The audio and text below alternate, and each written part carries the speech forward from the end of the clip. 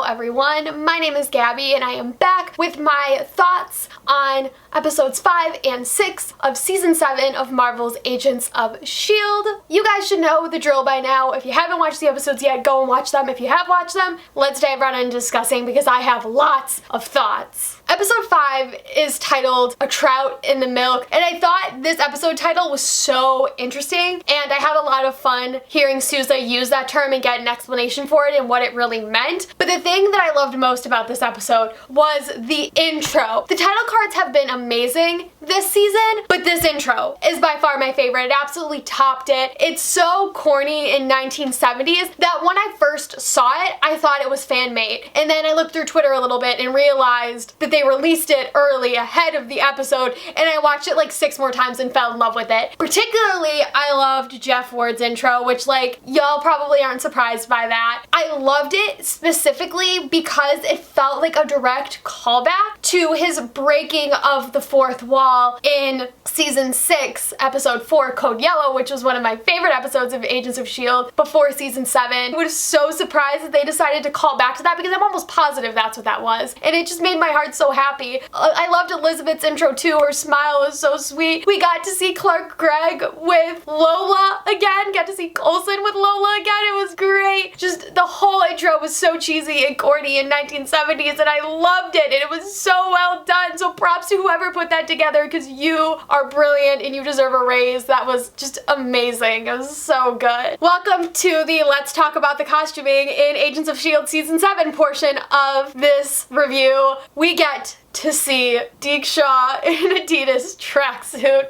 and I loved every moment of it. He walks in and he's like doing some punching. He was apparently training, which I'm like, we couldn't have seen him do some training and then seen him walk over to Gemma. I'm like, I wanted a taste. I wanted a taste. But I feel like we're gonna probably see some Deke doing some fight scenes in episode 7, and that has me very psyched. So we'll see. Anyway, the Adidas tracksuit, so brilliant. It was such a brilliant costuming choice. It was a red Adidas tracksuit too, which was like such a good color. He has this whole conversation with Gemma, and he makes a joke about poking lemons, and I was screaming. It was so funny and adorable. And the thing that makes it even better is that Jeff Ward, when he delivered the line, did this thing with his fists. I was like, this is so great.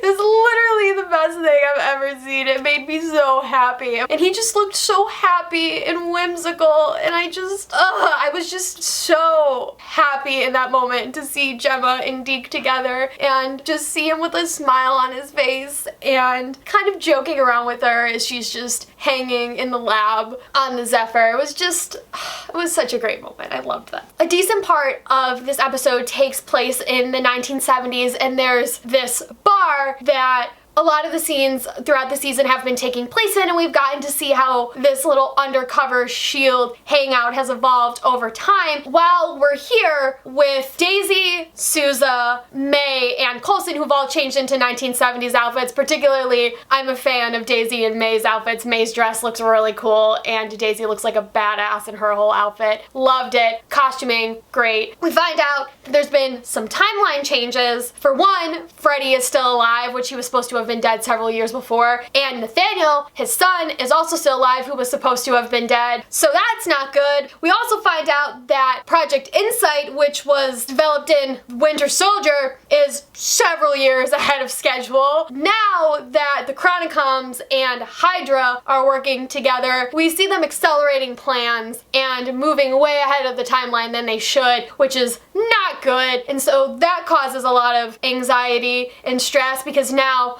as the Chronicoms start to change the timeline, you have no idea how that's going to impact the future, and just lots of like nervousness. All of this like, what is going on when you time travel and what are the consequences going to be? Because Souza brings up a question at one point in this episode about how the S.H.I.E.L.D. agents know he was actually dead. Like, what if they always came and plucked him out? And sort of ultimately asked the question that I did about like if time travel works the way that it does in Harry Potter and the Prisoner of Azkaban. Essentially, Daisy just shrugs it off and is like, you know, we don't really really know how this works. You just kind of don't think about it. And I love that they're doing that because it allows them to just have fun with the time travel rules and tell the story that they need to tell without feeling held back by any rules of the system that they're navigating under. I think for me, it just kind of ended all of my questions about like, how does this work, and just sort of let me have fun with it. So we get to see Patrick Warburton come back as Rick Stoner, and he did such a good job in these episodes. Particularly, I loved his scene with May. The two of them have such interesting chemistry, and he's so great. It was so interesting to hear Ming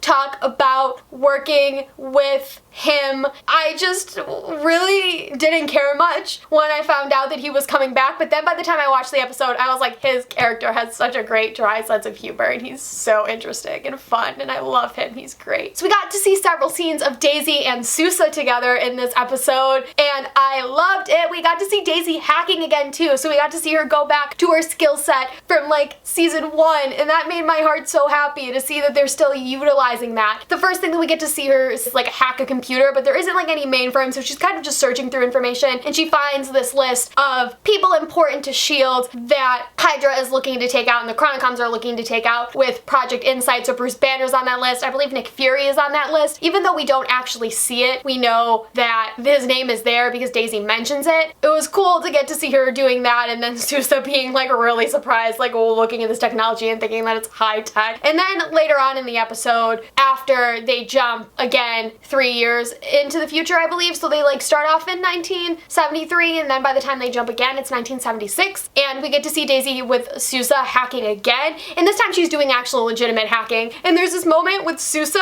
and his cell phone, and Daisy takes a picture of him and then shows him the picture on her phone, and his surprise and wonder is amazing. I love Man Out of Time stories because you get to do real fun things like that. It particularly reminded me a lot of Deke when he tries Zima for the first time and is eating the burger and the onion rings and playing darts and is just having a good old time, and he hugs a tree. Like, it's that kind of joy and wonder that you get with these Man Out of Time stories because characters are getting exposed to things from our world that we take for granted every day that they just have this amazement with. I just love it. It's always so fun, and it just brings me so much joy watching those types of stories and watching those types of moments in those stories. So I loved that. Particularly love the dynamic that is developing between Daisy and Souza in these episodes. I don't ship it. I think they just have a very interesting working relationship, and I'm surprised that their characters work so well together. I wasn't expecting to see a dynamic develop between them, but it did, and I'm here for it. I am. It was a good time. It was good scenes. They have good scenes together, good chemistry, especially in episode 6, which we will get to in a minute. So we finally get to see Coulson and May together again. We get a little bit more moments of them in 706, so we'll talk a little bit about that then, but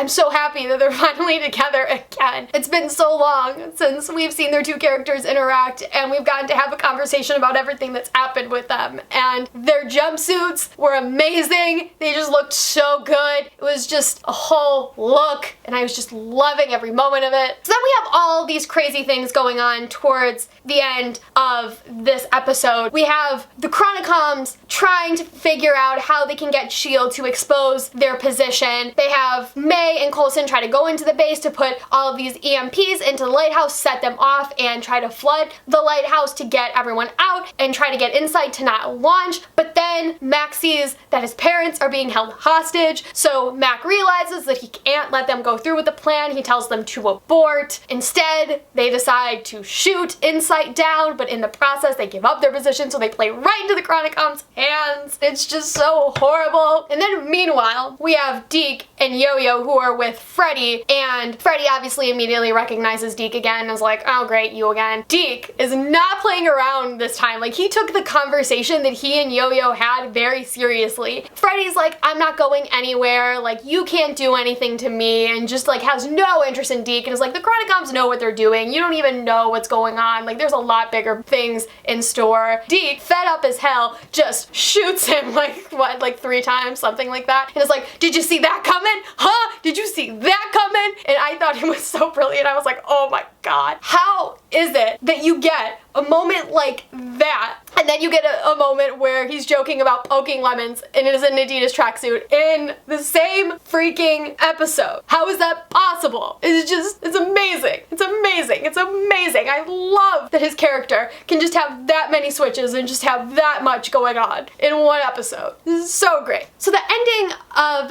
episode 5 sets up for the beginning of episode 6 really well, and this episode is entitled Adapt or Die. So I'm gonna try to go through each of the plot threads in this episode one by one, despite the fact that they're all edited together in the episode as they should be. I think it's just a little bit easier to dissect that way. So we start off with a scene between the Chronicoms, Sybil and then this other reoccurring Chronicom who's been in I think pretty much all of the episodes this season. Their new plan now is to steal the personalities of S.H.I.E.L.D. agents in order to adapt and fit in among them and then take over that way. And by the time I find this out, I'm like, we've been doing this for half a season now. I'm so done with the Chronicoms. I don't have any energy for them. Like, I don't know what they want. I don't really care. Like, I'm just done. Like, I'm tired. And I'm like, if I'm feeling this way, imagine how the S.H.I.E.L.D. agents are feeling. So I was just not having it. Like, F the Chronicoms, man. They're a pain. And I'm done with them. So then we come back to all the S.H.I.E.L.D. agents and we're sort of figuring out what their reactions are to everything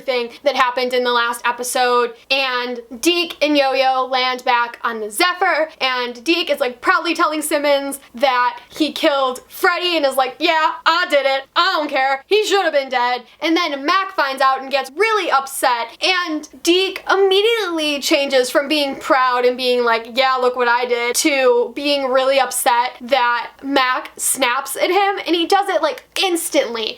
And that like change of emotion, that change in the just tone, in the general feeling in the Zephyr was amazing, and that was all Jeff Ward just immediately flipping the switch. And also Henry, I mean, Henry Simmons is fantastic and deserves all the praise, and I definitely feel like we'll be talking more about that in next week's episode for sure. But I thought that particular moment was really brilliant, and I definitely didn't notice it the first time around watching the episode, but definitely the second time it hit me, and that was all Jeff Ward's facial expressions. I was like, oh, he started off being so proud and then was so upset that he hurt Mac, and I feel like you're starting to see a bromance really develop between their two characters, and I'm loving it. So the first plotline I'm gonna start dissecting is Yoyo meeting Mac's parents. So Mac is really excited at the idea because Yoyo's his girlfriend, and when he sees his parents for the first time, he like goes and hugs his mom, and his mom is immediately freaked out, and he introduces Yoyo as his girlfriend, and Yoyo is more so understanding of the fact that his parents are gonna be freaked out because they don't know who Mac is, they do not understand what's going on, and tries to sort of preserve the situation and try to like not be very overwhelming in the way that Mac is. And she makes this really brilliant joke. She calls him Agent Mac Olmore, and she like pauses for like a tenth of a second before she adds the rest out, and I was like, that's so good. I think Yoyo is a character that rarely ever gets those moments, and I thought it was so great for the writers to give her that moment because she just deserves more. Like, she's such a great character. So happy to see her get that line because I feel like those type of lines would normally be reserved to Deke, and so it was good to see her have that moment. I was very happy to see it. Unfortunately, what we end up finding out at the end of this episode is that Mac's parents are Chronicoms, which I'm like, are you kidding me? So I think his parents are already dead, which is so upsetting. Like, why? Like, why? Like, Mac doesn't deserve that. Like, he's gone through so much. He had to watch his daughter disappear in the framework, and now he needs to watch his parents die and find out that they're Chronicoms. Like, are you kidding me? Are you kidding me? Like, really? Like, I was so upset when I found out. I was like, no way, because I wouldn't have predicted that at all. But the minute that Mac's dad touches May and she realizes like, oh no, he's a Chronicom, has that whole brilliant fight sequence where he knocks out his dad and then he shoves his mom out of the Quinjet, and you just watch her go flying, and then you watch Mac's reaction. Like, the camera angles there, like the way that was shot was so beautiful and stunning, and my heart just hurt for Mac so much because he doesn't deserve that at all. And it was so nice for a moment to see Yoyo bonding with Mac's parents, and then to find out that they were just Chronicoms and they were using them is so horrible. It just makes my heart so sad. But on that note, Henry Simmons is a legend. He has so many badass fight sequences in this episode. Literally, I'm just so amazed by him and impressed by him. He is absolutely a legend. And despite being like this big guy who's like super tough and can just throw punches, he is so sweet and lovely and seems like the softest person. And it just makes me so happy. Like, and it was his birthday when this episode aired. And that made me very, very happy. I was so overjoyed that we got to see a real good Mac episode on Henry's birthday. It was a fun time. Loving Mac, and I'm really excited for next week's episode because we're gonna get a lot of Mac content and Deke content as well. It's gonna be a great time. I'm so pumped. So let's talk about Enoch, Deke, and Simmons because you know that I'm excited to talk about them. Enoch has so many great moments in the show that go underappreciated. One of my favorite ones in this episode is when all of those missiles are coming at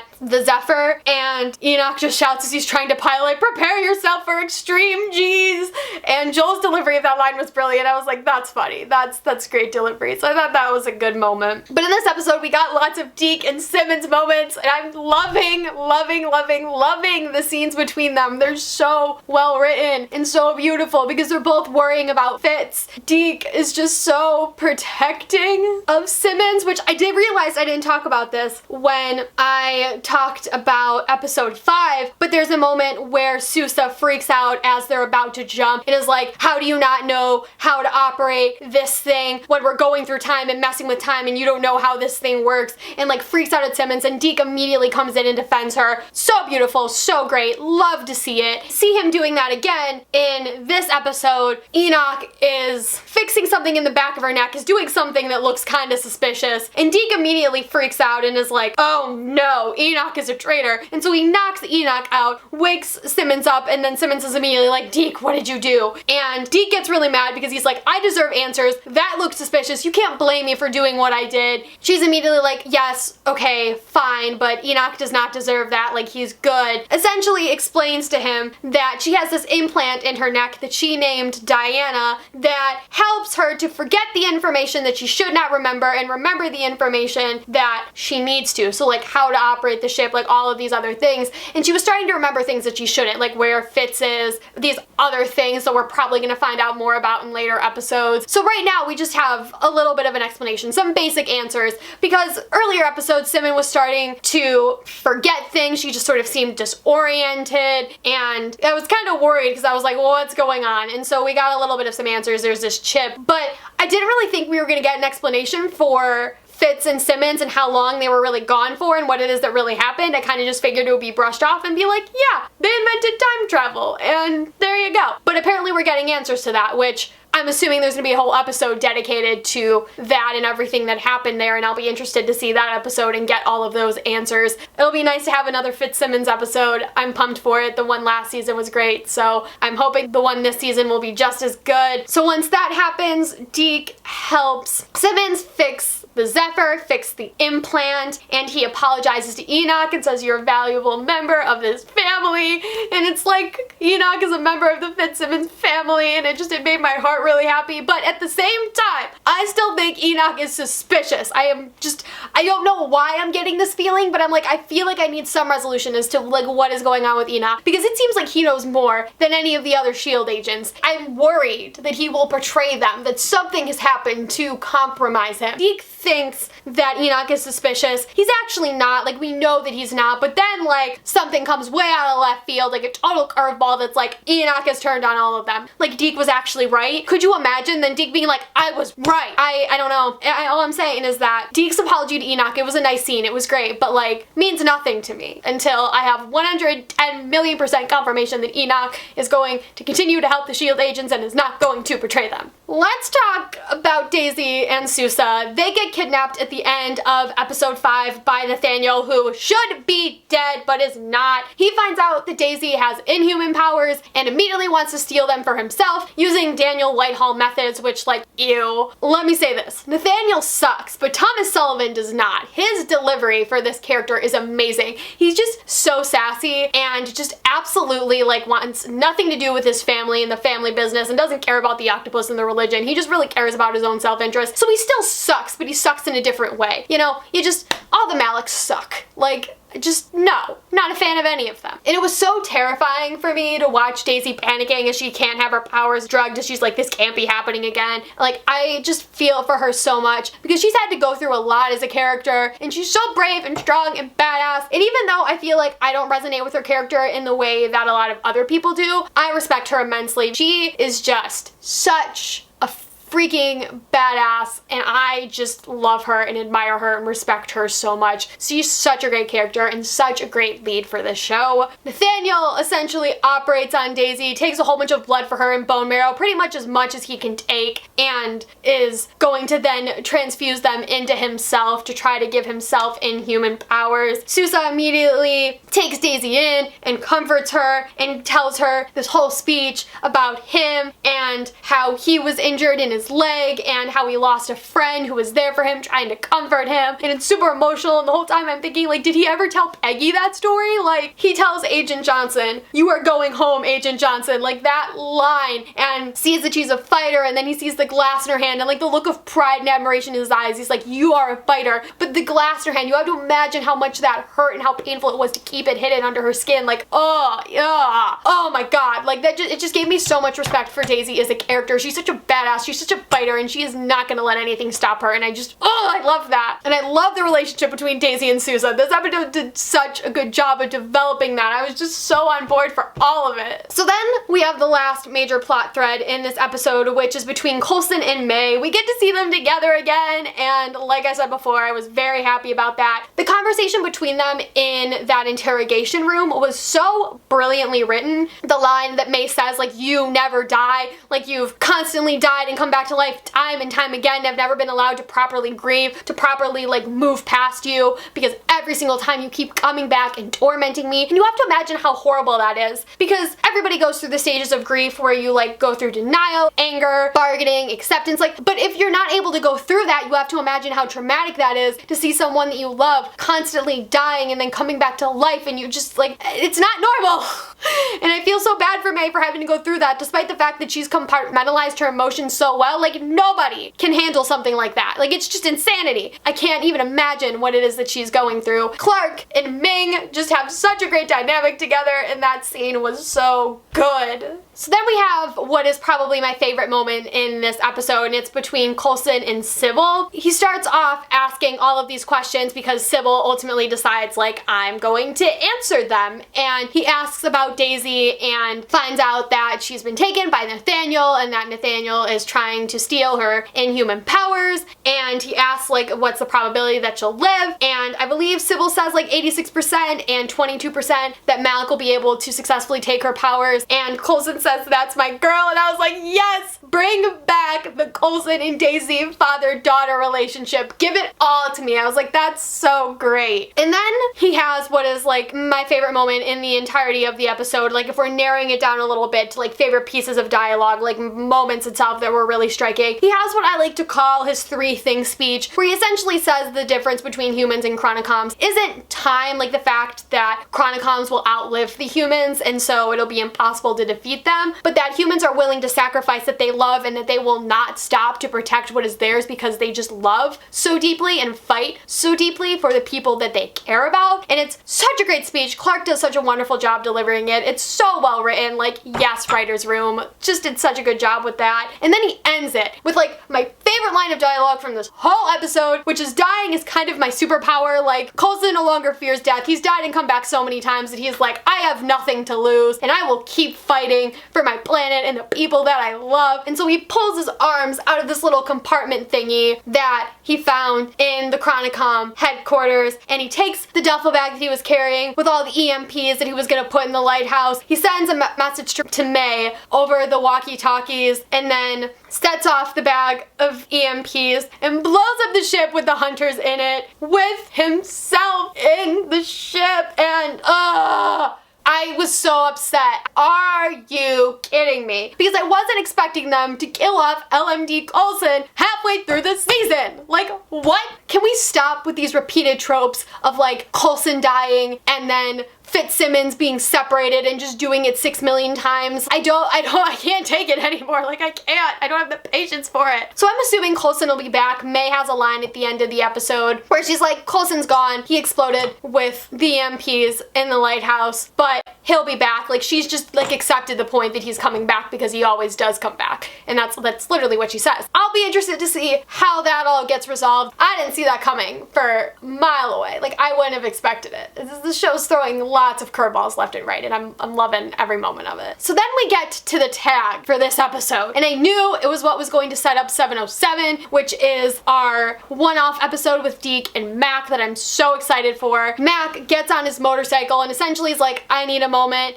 Deke goes to find him because Deke also knows what it's like to lose his parents and wants to comfort him. Simmons radios into him on the walkie-talkie and is like, we're having problems with the Zephyr, we're gonna jump. And Deke immediately runs for Mac, and Mac is just entirely unfazed, like doesn't blink, doesn't bat an eye, and then the Zephyr just disappears and jumps into time. And I'm like, no! I was like, are you kidding me? Like, I knew we were getting the one-off episode between Deke and Mac, but I didn't know how they were gonna necessarily set it up. You know, my suspicion was that they got left behind, but doesn't mean that I wanted it to happen or was any happier when it did happen. I was like, are you kidding me? That's where we left off. I'm excited for 707. I think it's going to be my favorite episode of Agents of S.H.I.E.L.D. thus far. I already have so many things to be excited about that I will talk about in my review for next week's episode. But until then, think that's pretty much it for all of my thoughts on 5 and 6 of Agents of S.H.I.E.L.D. From now on, I'm going to try to do independent reviews for each episode because I feel like there's more that's starting to happen. We're getting more answers and it's going to be harder to fit 2 episodes into one review. I think this one is already really long in comparison to the other ones, so I'll see what I can cut down. But if you're okay with this being longer, then, you know, thank you for watching this far. On that note, thank you so much for watching. If you have thoughts on episodes 5 and 6 of season 7 of Agents of S.H.I.E.L.D., leave your thoughts in the comments down below. I would love to read them. If you want more videos like this from me, make sure you subscribe, make sure you hit the thumbs up button, and if you want to follow me on social media, you can do that. My links are in the description down below. I hope you are having a wonderful day, and I will see you next time in a new one. Bye!